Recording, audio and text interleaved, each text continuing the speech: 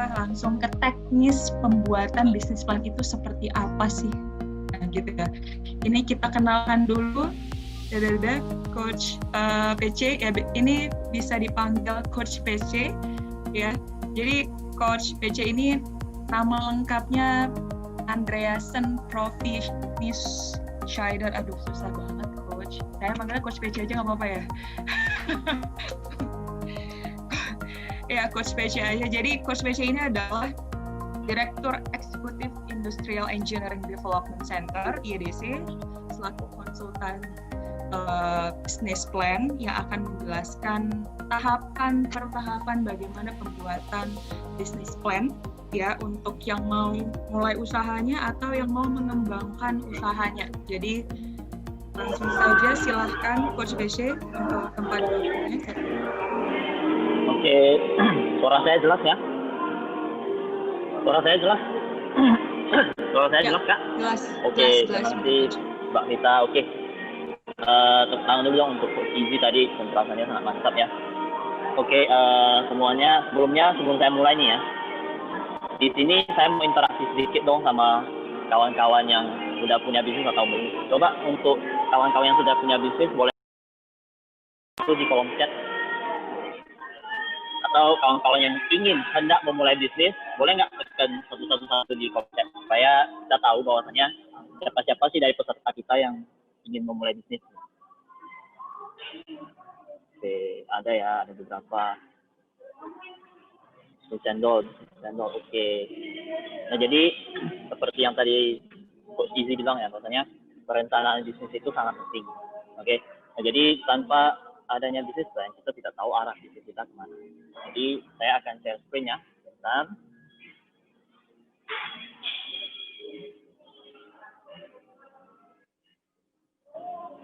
Oke, sebentar ya.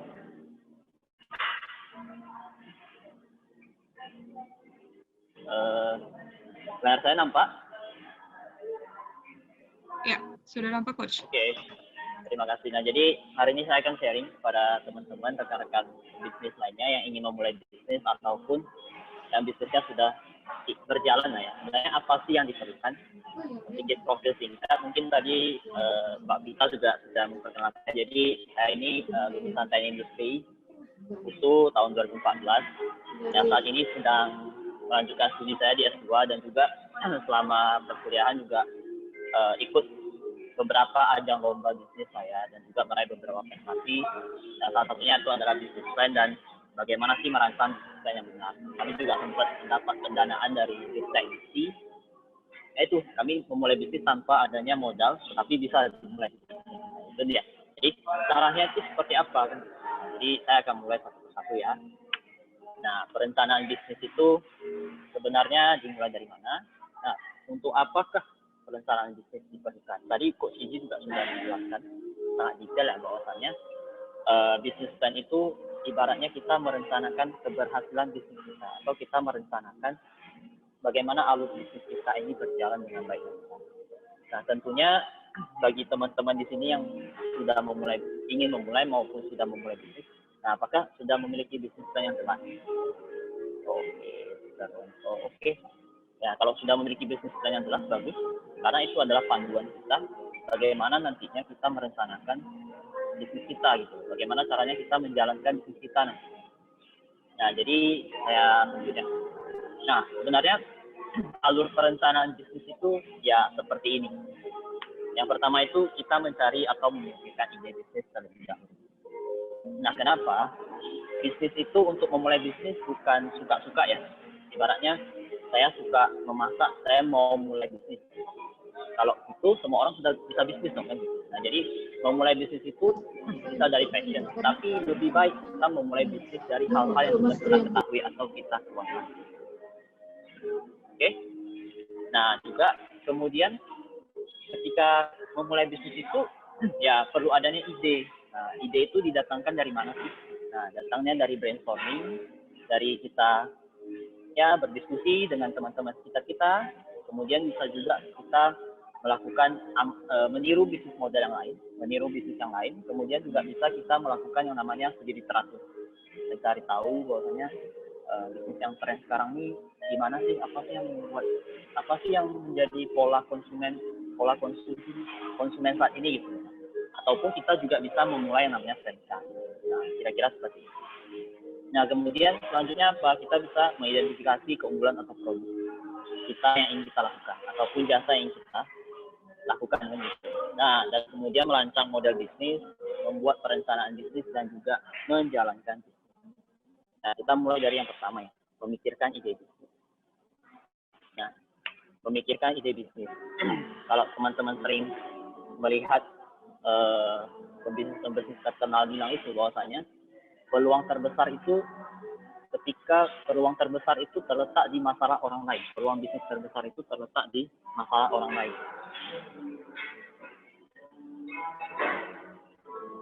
Oke, sekarang suaranya jelas? Ya, jelas Coach. Oke, tadi video saya tertutup. Oke, nah. Kemarin ya. Oke, lanjut ya. Nah, oke. Nah, jadi permasalahan peluang bisnis itu terletak di masalah orang lain. Nah, bila kita bisa menyelesaikan masalah orang lain, disitulah peluang bisnisnya. Jadi, peluang bisnis yang menyelesaikan masalah biasanya bisnis yang bisa bertahan dalam jangka panjang. Contohnya bagaimana? Kita lihat sekarang masa pandemi. Bisnis yang bisa membuat aktivitas menjadi digital itu pasti sangat bertahan. Contohnya ini, aplikasi yang kita pakai saat ini. Kita memakai Zoom kan. Jadi Zoom ini pada saat pandemi omsetnya naik, meningkat drastis.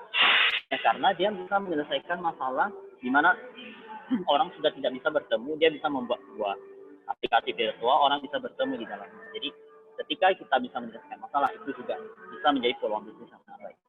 Nah, kemudian selanjutnya apa? Permintaan atau kebutuhan. Jadi kita bisa lihat bahwasanya sekarang permintaan masker naik, meningkat, hand sanitizer meningkat, disinfektan meningkat. Nah, ini muncullah orang-orang memproduksi masker, memproduksi face shield, memproduksi hand sanitizer. Kenapa? Karena ada kebutuhan di sana. Makanya muncullah produk atau jasa tersebut. Kemudian tren. Kita melihat ada juga tren bisnis online ya sekarang ya.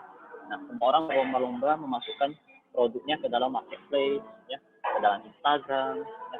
Mereka ingin mengikuti tren tersebut gitu, agar tidak ketinggalan. Tren sekarang juga bisnis minuman kopi, ya. Kopi susu ya,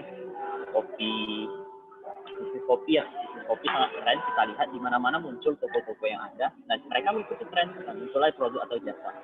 Kemudian bila ada kebijakan dari pemerintah, itu juga bisa sebuah trigger ya kita memulai sebuah bisnis atau mendapatkan ide. Kemudian terakhir itu facing, seperti yang terjadi saat ini. Facing. Banyak sekali orang kena PHK tadi kata Coach Izzy ya, dan kemudian orang sekarang berlomba-lomba mencari ide bisnis baru supaya tetap bisa bertahan di pandemi. Nah, ide bisnis ini ketika sudah ada input masalah, input kebutuhan, nah kita bisa mengolahnya menjadi produk, jasa, atau bahkan inovasi baru, inovasi yang belum pernah kita pikirkan. Melalui apa ya? Berdiskusi ya, kita membaca literatur, mana saja sih sebenarnya, apakah jahe, nah sekarang jahe juga sangat diperlukan. Nah, apakah jahe ini benar-benar bisa membuat imun tubuh kita naik? Nah, kalau memang betul-betul bisa, ada penelitian yang kita bisa membuat inovasi baru, minuman anti corona. Kemudian kita juga bisa meniru dan kita bisa memberi yang namanya franchise. Nah, jadi ini adalah beberapa cara untuk kita sendiri. Bagaimana sih kita nantinya mendapatkan ide bisnis ya? Nah, selanjutnya setelah kita mendapatkan ide bisnis, yang harus kita lakukan adalah mengidentifikasi keunggulan. Apa sih nilai yang bisa kita tawarkan kepada calon konsumen kita? Ya, bagaimana sih kita bisa mengidentifikasi keunggulan produk kita? Nah, cobalah untuk memposisikan diri kita sebagai konsumen. Apa sih yang sebenarnya diinginkan? Contohnya, misalnya saya ingin bisnis makanan ini. Nah, apa sih yang sebenarnya konsumen inginkan? Biasanya konsumen maunya makanan yang banyak, makanan yang murah dan menyenangkan, gitu ya. Mengenyangkan. Nah, jadi itulah salah satu keinginan konsumen. Saya kalau bisa kita penuhi, apalagi konsumen ingin rasa yang bervariatif, menu yang bervariatif, tidak hanya itu saja kita penuhi. Jadi ketika kita bisa memenuhi keinginan konsumen, maka kita pasti akan naik penjualannya. Nah, apakah produk kita menjawab permintaan? Apakah yang membuat produk kita berbeda dan memberikan nilai lebih pada konsumen? Nah, meskipun kita sering yang melihatnya, misalnya kita bisnis kopi, ya, di sekeliling lingkungan kita juga ada bisnis kopi, tetapi usahanya lebih laku dari saya. Nah, apa sih yang membuat dia lebih laku dari saya? Itulah dia pasti membuat sebuah nilai lebih yang bisa dia tawarkan kepada konsumen, tidak hanya sekedar produk kopi yang dia buat. Nah, jadi nantinya untuk teman-teman yang ingin memulai usaha ataupun sedang menjalankan usaha, coba pikirkan kembali. Nah, apakah produk yang saya buat ini sudah menjawab permintaan konsumen? Apakah produk yang saya buat ini juga sudah memberikan nilai tambah kepada konsumen yang ingin saya tuju, ya? Oke, nah jadi untuk mengidentifikasi keunggulan produk ini sebenarnya untuk mengidentifikasi keunggulan produk ini sebenarnya ada identifikasi keunggulan produk ini ada yang namanya business model, value proposition canvas. Sebentar ya, kamera saya masih off ya.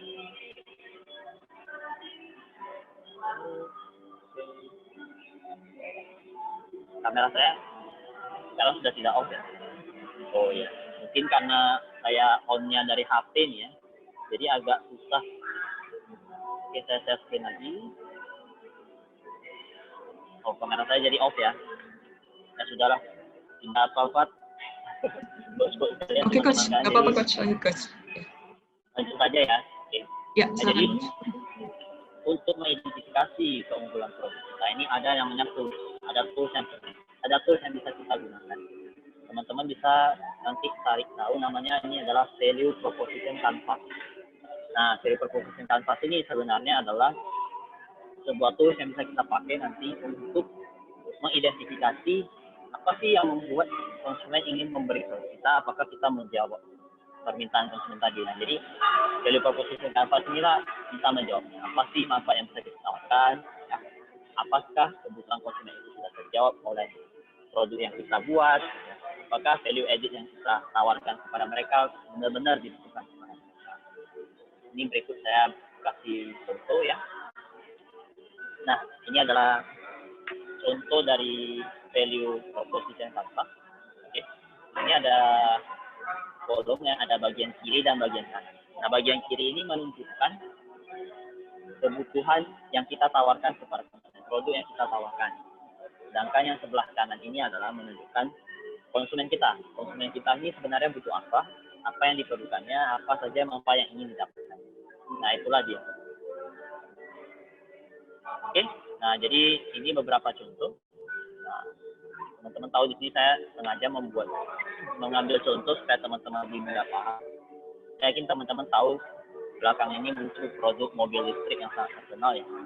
Jadi kalau teman-teman tahu kenapa mobil listrik ini muncul, terkenal, kemudian sampai sudah melebihi pasar produk-produk mobil yang sudah lama, padahal mereka ini produk baru.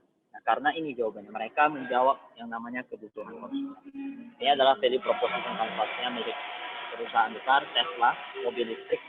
Jadi teman-teman bisa lihat ya, di sebelah kiri itu bahwasanya produk yang ditawarkannya adalah elektrika, dua mobil listrik canggih. Nah, untuk bagian atasnya dia menjawab bahwasanya ini adalah produk yang top performance, ya, bisa berjalan sangat jauh, bisa kecepatan sangat tinggi. Nah, dan dijawab dengan permintaan konsumen yang ingin sport car, ingin desain yang atraktif, ingin keamanan dalam mengendaraan mobil. Dan juga di bawah kita lihat di pen delivernya, bahwasanya mereka menginginkan mobil yang luas, yang memiliki banyak tempat duduk. Nah, maka mereka menyediakan gitu 5 sampai 2 seat untuk 5 plus daya 7 seat ya di dalam mobil Tesla sendiri. Kemudian kapasitas baterainya juga tinggi. Kemudian high speed charging. Jadi mereka benar-benar menjawab permintaan konsumen dan terbukti dengan mereka bisa menjawab permintaan konsumen, yang mereka jual ini benar-benar sangat laku. Nah, bagaimana kalau produk kita yang bukan dalam aspek inovasi atau bukan produk baru, produk yang sudah lama juga kan? Bagaimana sih kita bisa menjawab permintaan konsumen? Lalu kita namanya melakukan identifikasi. Jadi saya buat contoh deh, jajanan-jajanan saja supaya para teman-teman nanti bisa memahami ya inti konsep dari value proposition Canvas. Nah, jadi di sini coba saya buat contoh produknya ini bakwan crispy. Nah, bakwan crispy. Nah, customer kita siapa saja, ada namanya anak-anak, ada pekerja kantoran, dan juga sama-sama. Jadi segmennya sama. Kemudian apa yang bisa saya tawarkan kepada konsumen? Jajanan sepanjang masa, ya. Konsumen ketika membeli di tempat saya ini bisa mendapatkan surprise, bisa mendapatkan hadiah. Kemudian saya juga menawarkan layanan bila berinya untuk keluarga ini dapat diskon. Nah, konsumen suka, konsumen karena ingin pelayanan yang ramah, ingin dapat diskon, ingin dapat hadiah juga. Jadi mereka senang gitu berbelanja di tempat kita. Nah, kemudian apa sih yang konsumen inginkan? Dia ingin jajanan yang higienis. Nah, konsumen tidak mau membeli kalau dia tidak tahu informasi produk kita. Nah, jadi kita tawarkan kasih pelayanan yang ramah, oke. Kita tidak menggunakan pewarna atau pemanis, jadi mereka senang membeli kita. Kemudian mereka bisa menyaksikan pembuatan bakwannya secara langsung. Nah, ini yang produsen kan inginkan. Apakah higienis nggak proses pembuatan jajanan? Nah, kita juga menggunakan bahan-bahan yang berkualitas agar konsumen ketika membeli, nah, ketika mengeluarkan uang itu mereka merasakan. Nah, ini yang perlu kita pikirkan nantinya ketika kita ingin memulai bisnis. Misalnya kita ingin bisnis minuman, ya, mau bisnis menjual produk juga, kita harus pikirkan apa sih yang diperlukan konsumen, apa sih yang bisa kita lakukan. Oke, sekarang saya lanjut ke bagian selanjutnya. Jadi inilah yang tadi dijelaskan oleh Coach Yuji ya, bagaimana merancang yang namanya model bisnis. Nah, seiring berkembangnya zaman, bisnis model juga banyak yang sudah berubah. Oke. Dan perubahan zaman ini mengharuskan kita mengubah model bisnis itu sendiri. Jadi dulu ketika pertama kali munculnya internet, nah, bisnis model berjualan juga sudah berkembang, juga sudah sangat baru ya istilahnya. Kemudian sekarang datang lagi masa pandemi. Kita semakin tertantang, kita semakin harus mengubah model bisnis yang sudah kita jalani. Apalagi kalau model bisnisnya sangat terdampak oleh pandemi saat ini. Jadi tentunya teman-teman harus pikirkan, kita model bisnisnya mau yang kita jualnya pakai modal besar, ya, pakai komponen besar, nyetok banyak barang, atau kita sekarang jualannya itu tidak usah nyetok barang, tidak usah modal besar, ya. Kita tinggal mencari mitra yang baik. Ini juga menjadi salah satu perbedaan model bisnis zaman industri, zaman industri dan zaman sekarang, zaman era informasi. Sekarang kita memasuki era digitalisasi ya, era informasi industri 4.0, di mana semuanya sudah masuk ke era digitalisasi, era internet. Jadi ketika kita bisa memanfaatkan internet dengan baik dan benar, maka bisnis kita juga sudah bisa semakin berkembang. Ya, ini sangat penting untuk teman-teman pahami. Oke, cuma kalau nanti misalnya juga kurang paham, tidak apa-apa, nanti kita ada sesi pendalaman untuk model bisnis. Bila teman-teman ingin mengikuti kelasnya juga bisa mengabari ya.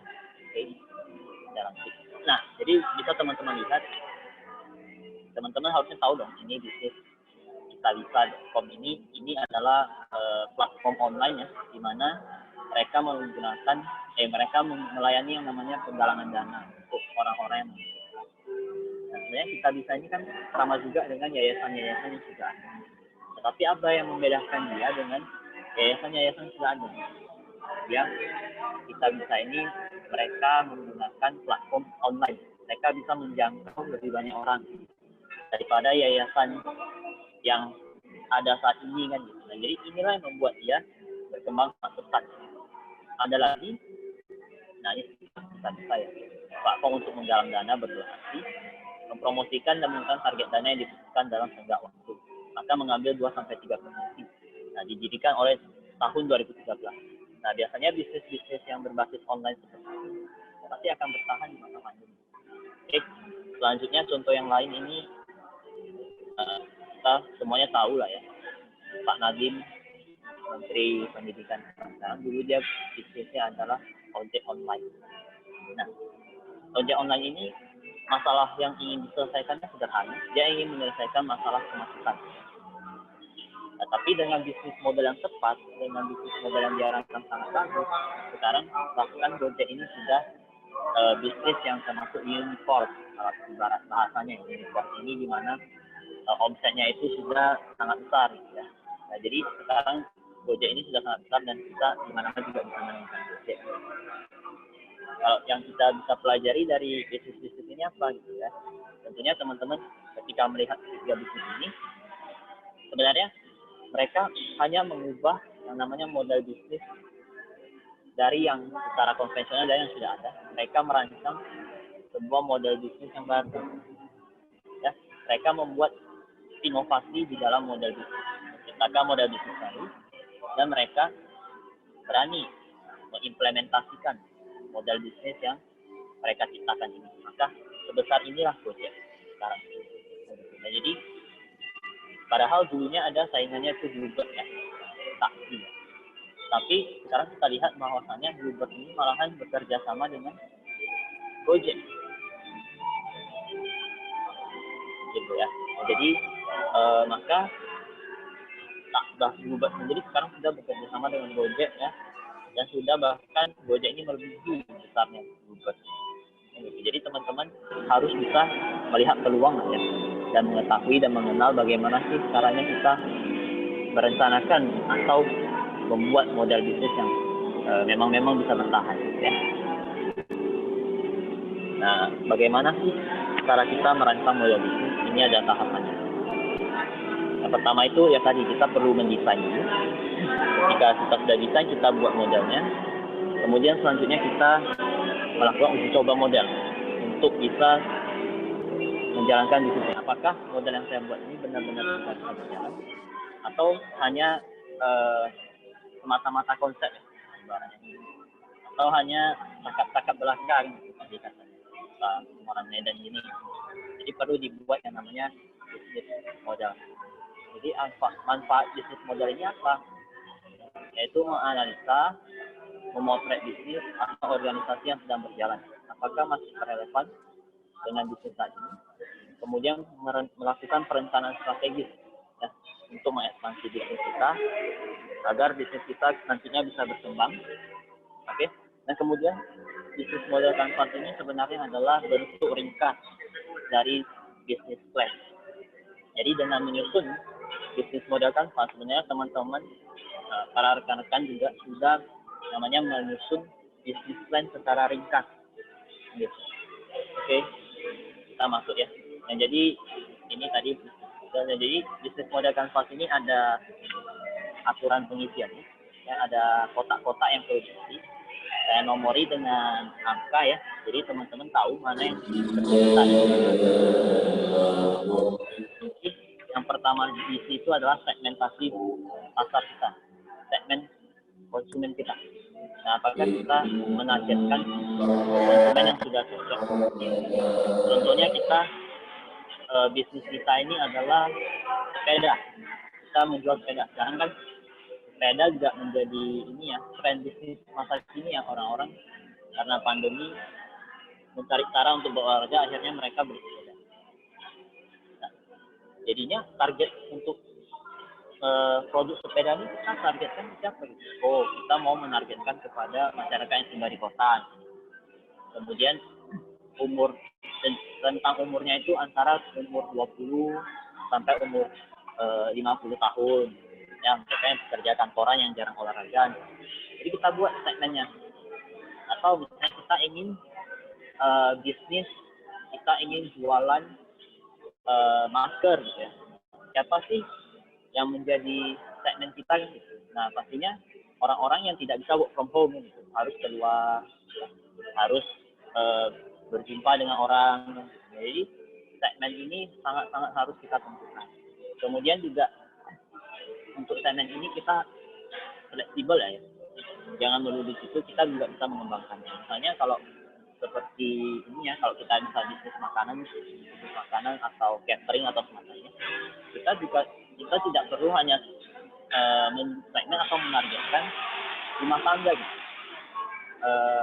Rumah tangga maksudnya adalah orang-orang yang tinggal di rumah yang untuk makan sehari. Tapi kita juga bisa mentargetkan konsumen kita yang berupa komunitas, perusahaan ketika mereka membuat meeting gitu ya, ketika mereka membuat acara-acara, kita juga bisa menawarkan produk makanan kita kepada mereka. Nah, kemudian yang kedua itu yang perlu kita rancang itu adalah yang perlu kita buat juga adalah namanya value proposition. Nah, ini yang tadi. Apa sih keunggulan produk kita dibanding produk orang lain? Ya kan? Contoh sekarang banyak bimbel-bimbel online yang bermunculan akibat pandemi karena mereka harus belajar di rumah. Banyak bimbel-bimbel online, terutama sekarang ruang guru yang paling terkenal. Tetapi ada juga produk-produk lain selain ruang guru yang bermunculan. Nah, mereka pasti membuat fitur yang lebih baik dibandingkan ruang guru, makanya mereka berani mempromosikan. Jadi perlu ada fitur-fitur yang baru ya, yang membedakan kita dengan bisnis yang sudah berjalan, bisnis existing. Jadi itulah menjadi nilai tambah kita, itulah yang membuat konsumen ingin membeli produknya dari kita. Nah, itulah perlu kita jawab. Oke. Nah, kemudian yang ketiga itu adalah channel itu adalah bagaimana sih konsumen ini tahu produk kita, bagaimana mereka bisa mendapatkan produk kita. Contohnya kalau misalnya sekarang kita memanfaatkan marketplace ya, kalau untuk produk-produk yang bisa bertahan lama, misalnya kita menjual kerupuk ya, kita memanfaatkan marketplace, kita menjual di Instagram ya, di Tokopedia, di Shopee, kita memanfaatkan. Tapi mungkin saja teman-teman bisa mencari mitra-mitra reseller, atau teman-teman bisa bermitra dengan food blogger, pecinta makanan yang kerjanya mereview makanan. Teman-teman bisa berkolaborasi dengan mereka. Jadi dengan adanya mitra seperti itu, maka bisnis penjualannya bisa meningkat dan gitu, omsetnya bisa meningkat. Nah, kemudian selanjutnya yang nomor 4 itu customer relationship. Nah, customer relationship ini apa? Ya, bagaimana sih kita menjaga kepuasan pelanggan? Bagaimana pelanggan ini ketika membeli dengan kita, dia mau membeli lagi, bukan hanya membeli sekali, tetapi membelinya berkali-kali. Ini juga penting. Nah, jadi untuk customer relationship ini, kalau bisa, karena sekarang bisnisnya juga sudah berbasis digital ya, teman-teman sebaiknya membuat yang namanya database. Caranya list nama pembeli yang sudah pernah membeli produk dengan kita. Oke, kita di list, biodata, nomor handphone, misalnya, terutama nomor handphone supaya kita bisa menghubungi kembali pembeli yang sudah membeli dengan kita. Banyak pembisnis di masa pandemi ini komplain, produk saya nggak ada yang beli, produk saya nggak laris. Nah, sebenarnya pembeli dari produk kita ini tetap ada, tapi tidak berkunjung saja ke toko. Mungkin mereka di rumah masing-masing. Sekarang bagaimana sih kita ini menghubungkan pembeli-pembeli yang di rumah ini dengan kita gitu ya. Jadi perlu sekali itu adanya database. Kita juga bisa memasukkan produk-produk kita di mitra-mitra yang lain seperti Facebook agar mereka bisa mencari produk kita tanpa harus berkunjung. Jadi seperti itu perlu kita pikirkan. Nah, kemudian yang nomor 5 ya, itu revenue stream. Revenue stream ini maksudnya apa? Bagaimana sih kita memperoleh pendapatan? Nah, apakah kita memperoleh pendapatannya melalui penjualan produk, kita melakukan penyewaan tempat ya. Itu kalau kita usahanya kos-kosan, kita mendapatkan keuntungan melalui menyewa tempatnya ke orang yang ingin tinggal. Nah, kalau misalnya beda lagi kalau kita usahanya bisnis makanan dan franchise, nah, kita bisa mendapatkan dari penjualan produk. Kita juga bisa mendapatkan keuntungan dari menjual franchise kita, sistem kita kepada mitra kita. Jadi ini juga harus kita pikirkan. Nah, biasanya ketika nanti channel customer relationship-nya jelas, maka sumber pendapatan kita juga nantinya jelas. Gitu. Bagaimana sih kita mendapatkan keuntungan, mendapatkan untung dari bisnis. Nah, oke. Selanjutnya adalah resource. Key resources yang nomor 6 ini adalah apa sih yang sebenarnya dibutuhkan ya untuk menjalankan usaha ini. Contoh misalnya mau usaha minuman kopi, tren yang sekarang minuman kopi. Oke, saya butuh alat kopi nih. Oke, saya butuh lagi stand, butuh booth ya. Saya butuh supplier, saya butuh karyawan untuk jaga, ya. Saya butuh peralatan-peralatan. Jadi semuanya di list, oke, agar nantinya kita tahu biaya yang harus dikeluarkan itu berapa ketika kita ingin memulai bisnis. Oke. Nah, kemudian yang nomor 7 ini adalah key activities. Key activities ini apa? Key activities ini adalah kegiatan utama di dalam bisnis ini. Oke, kegiatan utamanya apa? Kegiatannya misalnya kita yang memproduksi. Kemudian selain produksi kita juga melakukan penjualan. Atau kita fokusnya hanya menjual. Kita tidak mau produksi. Kita bisa jadi reseller. Ya. Kita tidak mau produksi, kita hanya mau menjual saja. Atau kita mau produksi, menjual, kemudian distribusi juga. Melakukan semuanya. Nah, jadi kita pikirkan, maka nantinya ketika kita sudah jelas aktivitas yang lain saja, maka biayanya juga jelas yang nomor 8. Nah, oke, biaya yang saya butuhkan untuk operasionalnya. Nah, karena saya ini ada marketing, saya ada produksi, berarti saya perlu biaya marketing, ada orang untuk menawarkan produk saya, gitu ya, atau digital marketing di website-website. Saya juga perlu karyawan nih untuk membantu saya produksi atau membuat produk ini. Ya. Saya juga butuh nih peralatan, maintenance. Jadi nanti sangat jelas bisa teman-teman list semuanya di cost ini, nomor 8, cost structure. Oke. Kemudian selanjutnya yang terakhir itu adalah nomor 9, itu adalah partner, mitra. Nah, tentunya di dalam berbisnis itu tidak bisa sendiri ya, harus bermitra dengan orang lain, harus bermitra dengan teman-teman lain. Misalnya tadi, kita ingin bisnis masker kan. Gimana kita cari kain maskernya ya? Kita bermitra dengan pengusaha kain. Kemudian kita ingin kopi nih, oke, kita bermitra dengan supplier kopi, ya kan? Supplier kopi yang murah, yang kualitasnya bagus. Jadi kita harus pikirkan, kita juga bermitra dengan, misalnya kita karena ingin berjualannya online, kita jangan lupa bermitra dengan GrabFood, kita dengan GoFood. Jadi harus kita pikirkan secara matang. Oke, nah inilah jelas ya bisnis model kanvas. Kemudian ini saya buat sebuah contoh lagi nih, ya kan? Misalnya untuk produk bakwan tadi, ya. Nah, kita targetnya misalnya anak-anak, ya, pekerja kantoran, siswa-siswa, komunitas, tempat-tempat training. Kemudian dari proposisi apa? Memiliki rasa yang unik dan bentuk yang menarik. Jadi misalnya teman-teman yang ingin memesan bakwan, dia bisa custom nih ukurannya. Saya mau bentuknya bentuk Spiderman. Saya mau bentuknya itu yang lucu-lucu nih. Mereka bisa custom, kita bisa buatkan. Kemudian variannya juga banyak gitu ya. Mereka bisa memilih isi-isi dari bakwan yang tersebut. Kemudian selanjutnya channel. Nah, mereka bisa menemukan bakwan ini di mana. Contohnya saya nanti ngepostingnya di Instagram, di Facebook. Saya juga buat gerai atau outlet ya. Saya juga membuatnya di dalam Facebook. Ini hanya contoh ya. Mungkin nanti teman-teman bisa mendapatkan inspirasi nanti di sini. Lagi saya menjelaskan, bisa nanti dicoba-coba membuat bisnis model kanvas setelah selesai acara ya kan. Teman-teman bereksperimen membuat model bisnis yang baik bagaimana.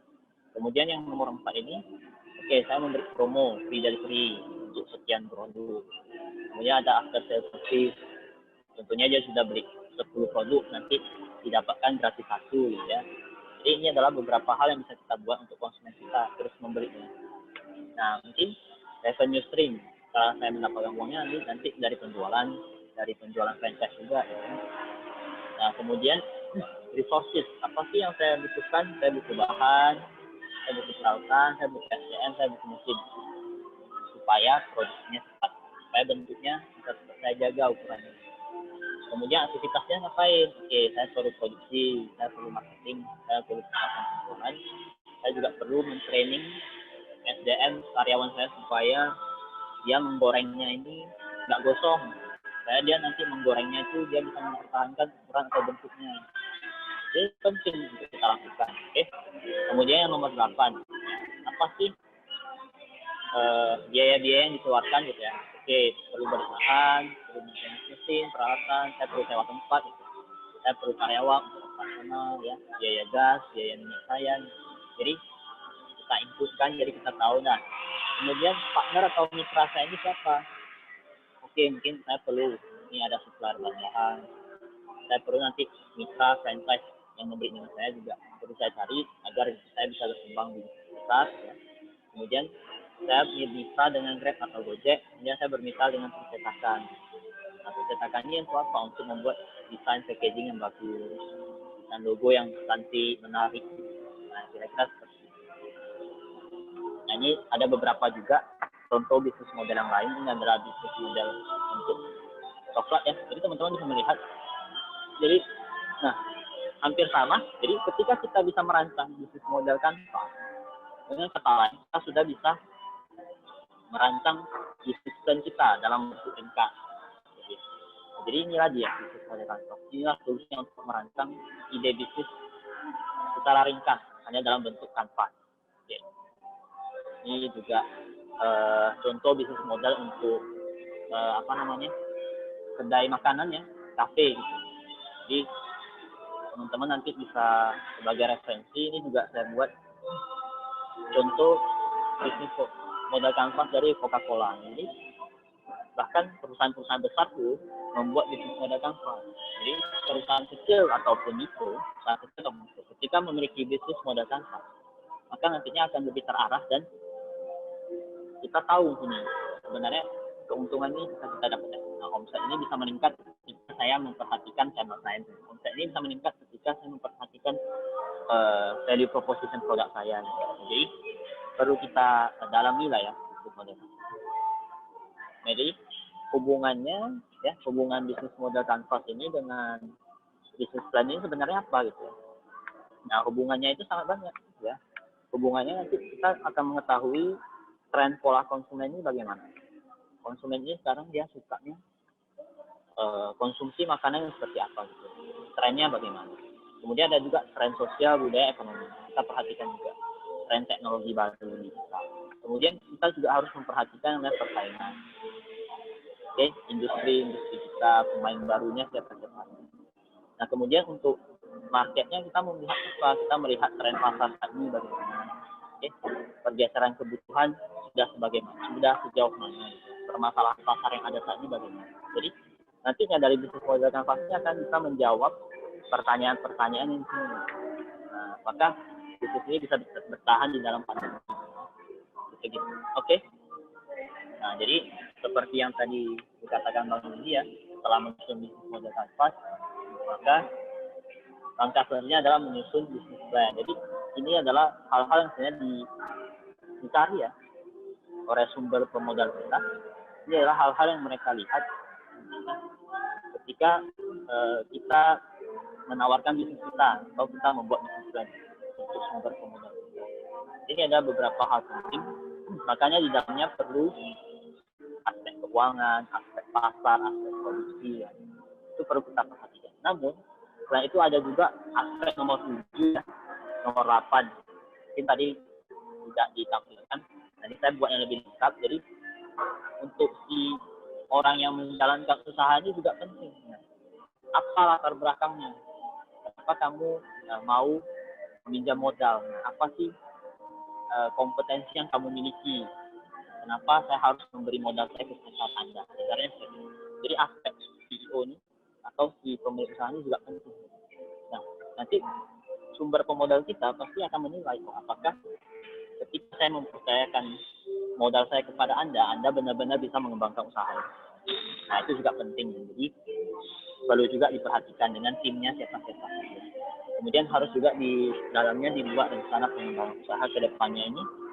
Ketika sudah saya beri modal kepada usaha Anda, apa sih perkembangan usaha yang bisa Anda lakukan? Nah, ini penting agar investor itu tahu, oh berarti prospeknya bisnis ini ketika sudah saya modali, prospek pengembangnya ada dan bisa berkembang lebih besar. Nah, mungkin kalau teman-teman ada lampiran, ada prestasi ya, ada contoh-contoh produk dilampirkan juga sangat bagus. Oke, ketika nantinya sudah teman-teman rancang, sudah teman-teman buat, ya, selanjutnya adalah menjalankan usaha. Nah, untuk menjalankan usaha ini tentunya ya perlulah teman-teman belajar mengenai mindset pengusaha, memiliki mental pengusaha, manajemen operasional, keuangan. Nah, dan perlu juga karakter yang baik ya, mau berkembang, mau belajar terus, ya, mau melakukan inovasi, ya. Kemudian teman-teman juga perlu membangun tim. Nah, dengan adanya tim yang baik, nanti bisnisnya juga akan semakin berkembang. Tapi permasalahan UMKM saat ini kan kadang nggak ada tim ya, kadang marketingnya dia juga, gitu ya, produksinya dia juga, menawarkan ke orang lain dia juga, pengirimnya dia juga. Gitu. Nah, maka kalau begitu terus kan nggak berkembang bisnisnya. Waktu si pemilik usaha ini hanya habis di produksi. Padahal sudah seharusnya pengusaha ini kan mencari mitra atau mencari market yang lebih besar. Produksi sudah bisa diserahkan kepada orang lain. Jadi perlu dikembangkan juga timnya, perlu dikembangkan juga nanti SDM-nya gitu ya. Nah, kemudian perlu juga namanya coach atau mentor-mentor. Nah, kadang memang permasalahan terbesar di pembisnis UMKM ini ketika mulai menjalankan usaha nanti menemui masalah. Ketika temui masalah, kadang mereka tidak tahu solusi tepatnya bagaimana. Nah, akhirnya yang terjadi apa? Trial dan error. Gitu ya.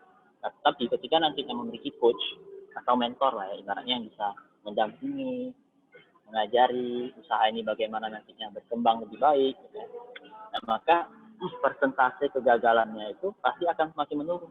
Dan coach dan mentor ini bisa menjadi tempat kita mencari solusi. Jika kita menemukan masalah di lapangan seperti ini, kita konsultasikanlah kepada coach atau mentor. Nah, yang terakhir tuh bisnis plan yang matang. Ini perlu ya. Ketika kita berhasil merencanakan bisnis plan, dengan kata lain kita sudah berhasil merencanakan keberhasilan bisnis kita. Itu yang perlu teman-teman nantinya ingat ya. Oke, ya. Nah, jadi sekaligus promosi sedikit ya kepada teman-teman. Jadi IEDC ini adalah Industrial Engineering Development Center. Jadi untuk teman-teman UMKM, ya, jadi ini adalah lembaga yang fokusnya adalah untuk meningkatkan produktivitas UMKM, khususnya dengan melakukan kajian, penelitian, pendampingan, monitoring dan evaluasi agar UMKM ini memiliki daya saing ya dan mampu bertahan di era industri 4.0. Jadi ini adalah informasi mengenai IEDC, nanti bisa di follow ya Instagramnya atau bisa di email kalau misalnya ada pertanyaan. Oke. Ini ada waktu kita berapa lama lagi? Waktu saya moderator? Ya, Coach, sampai 15.50, Coach. Sampai? Sekitar 5 menit lagi, 15.50 Coach. Ya? 5 menit lagi. Oh, 5 menit lagi ya? Ya. Oke. Jadi ini merupakan akhir dari presentasi saya ya. Kalau mau tahu ada teman-teman yang ingin tanya jawab, silakan atau nanti saya bisa siapkan. Ya, oke, baik.